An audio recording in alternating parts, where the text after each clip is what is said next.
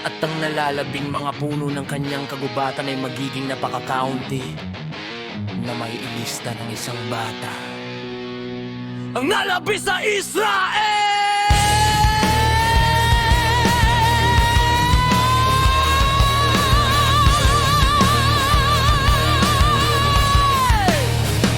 Sa araw na iyon, ang nalalabi sa Israel, ang mga nakaligtas sa angkan ni Jacob ay hindi nalalapit sa kanyang sumakit sa kanila, kundi tunay na lalapit sa Yahweh Alayay, sa banal ng Israel. Isang nalabi ang manunumbalik, isang nalabi mula sa angkan ni Jacob ang manunumbalik sa makapangyarihang Yahweh. Kahit na ang iyong bayan ay tulad ng buhangin sa dagat, o Israel, isang nalabay lamang ang manunumbalik. Ang pagkapuksa ay ipinasya,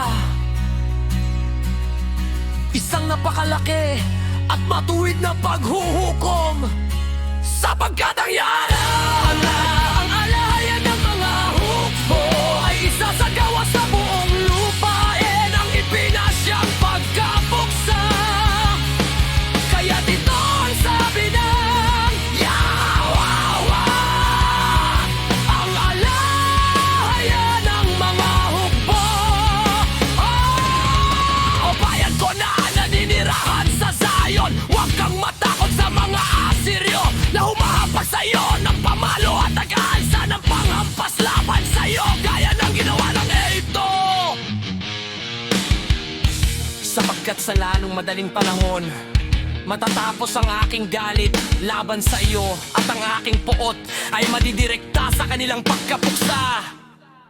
At paliliparin sila ng Yahweh na mga hukbo ng isang panghagupit, gaya ng kanyang paglipol sa Midian sa bato ng Horeb. Iangat niya ang kanyang tungkod sa ibabaw ng tubig, gaya ng kanyang ginawa sapagkat sa ayon ang kanilang pasanin ay maalis sa iyong balikat, at ang kanilang pamatok sa iyong lege. Ang pangatok ay mababalik dahil sa iyon pagkatabay. Sila'y dumating sa Ayat, dumaan sila sa Migron, sa Mikmas ay iniimpok nila ang kanilang mga kagamitan.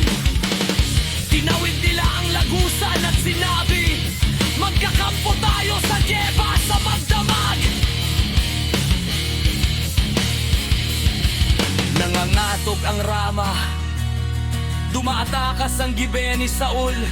Sumigaw ka, anak na babae ng Galim, tinggin mo Laish, kaawa-awa ang Anatot. Tumakas ang Madmena, ang mga tao ng Gebim ay nagkukubli.